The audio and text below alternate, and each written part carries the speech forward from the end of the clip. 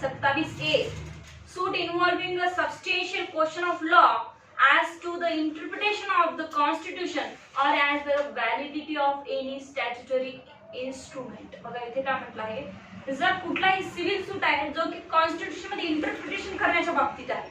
म्हणजे आता समजा जर एखादं बिल काढलंय पार्लमेंटने आणि काही जण PIL दाखल करत आहे, काही जण दोघं तिघं मिळून काय करत आहे, एक असं सूट दाखल करत आहे की त्याच्यामध्ये कॉज ऑफ ऍक्शन काय आहे की हा जो इंटरप्रिटेशन क्लॉज आहे तो आम्हाला पटला नाही आहे आणि हा बदला. आता होतं ना फॉर्मर प्रोटेस्टवर किती जणांनी सिव्हिल सूट दाखल केलेले आहेत, सबरीमाला टेम्पल होतं किती जणांनी सिव्हिल सूट दाखल केलेले आहेत. असे सूट जे आहे सिव्हिल सूट हे कशासाठी दाखल केले, interpretation of the constitution.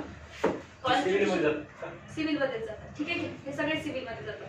So हे जर इंटरप्रिटेशन ऑफ द कॉन्स्टिट्यूशन जर दाखल केला असेल असा सूट तर त्याच्या बाबतीत काय होईल, किंवा statutory validity of any statutory instrument, मतलब कुठला म्हणजे कुठला रूल आहे, कुठला छोटा मोठा ऑर्डिनन्स आहे, नियम आहे, लॉ आहे, तर त्याची व्हॅलिडिटी काही नाही आहे असं जर कुठल्या प्लेंटिफला म्हणायचं असेल त्यांनी त्यासाठी गव्हर्नमेंटच्या अगेन्स्ट काय केलेलं आहे, सूट दाखल केलेला आहे. किंवा मग एखादा गव्हर्नमेंटनी पार्लमेंटनी पॉलिटिक्सनी केलं असेल तिराईत माणसांवर, ठीक आहे की अपोजिट पार्टीनी केलं असेल रूलर पार्टीने, ठीक आहे.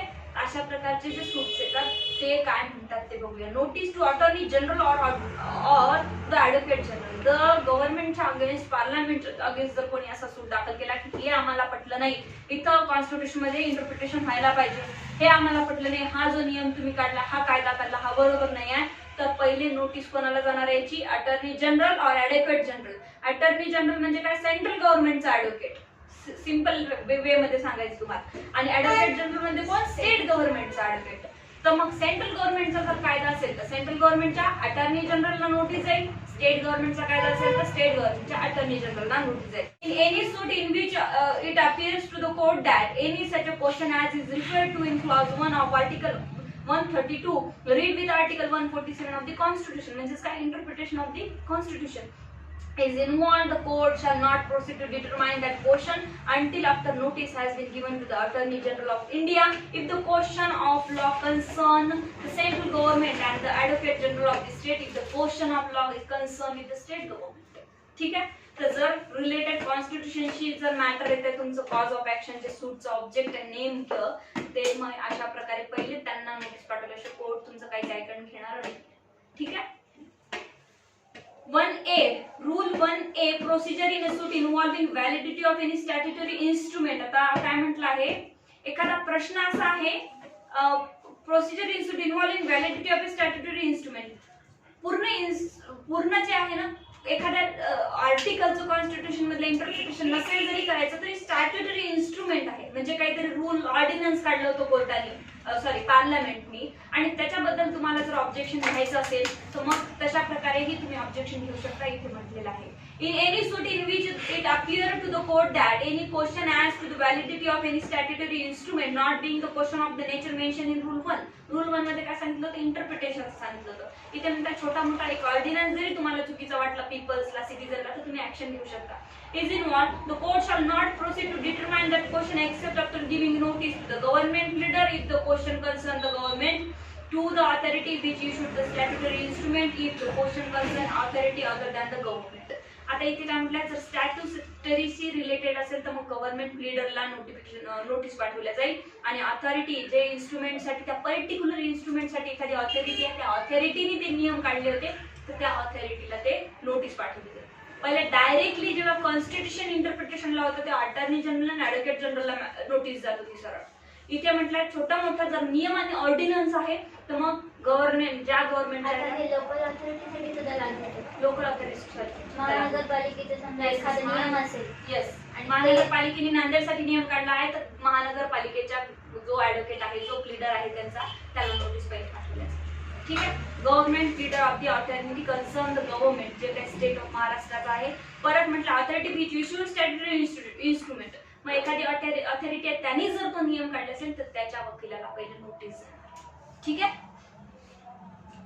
कोर्ट में add a government as a party. मग आता कोर्ट काय करेल ते गव्हर्नमेंटला पार्टी म्हणून ऍड करेल. The court may at any stage of the proceeding order the central government or the state government shall be added as a defendant in any suit involving any such a question as referred to in clause 1 of article 132. Read with article 147 of the constitution the attorney general and the advocate general of the state as the case may be whether upon receipt of a notice under rule 1 or otherwise applies for the addition and the court is satisfied that the addition is necessary or desirable for the satisfactory determination of the question of the law involved. ठीक आहे. तर मग त्यांना party करून घ्या आणि officer पाठवा तुमच्या कोर्ट आदेश देऊ शकतं. 2A power of the court to add government or other authority as the defendant in a suit relating to the validity of any statutory instrument. परत सांगितलं आहे जे A1 मध्ये सांगितलं होतं की स्टॅट्युटरी प्रोव्हिजन साठी जे आहे टाकता तुम्ही तर तिथे तुम्हाला काय करावं लागेल मग ऍड करावं लागेल पब्लिक ऑफिसरला डिपेंडंट म्हणून. सेम आहे. ठीक आहे. वाचायचं काय की गरज नाही. हे कळलं का तुम्हाला मी काय म्हणते. हे 2A 1A साठी आहे आहे आणि 2 1 साठी आहे. 1 साठी. ठीक आहे. मग इथे कोण ऍड करणार तुम्ही 2A मध्ये कुठल्याही अथॉरिटीचे ऑफिसर्स आणि लीगल जे आहे ते. Cost where under rule 2 or rule 2A the government or any authority is added as a defendant in the suit.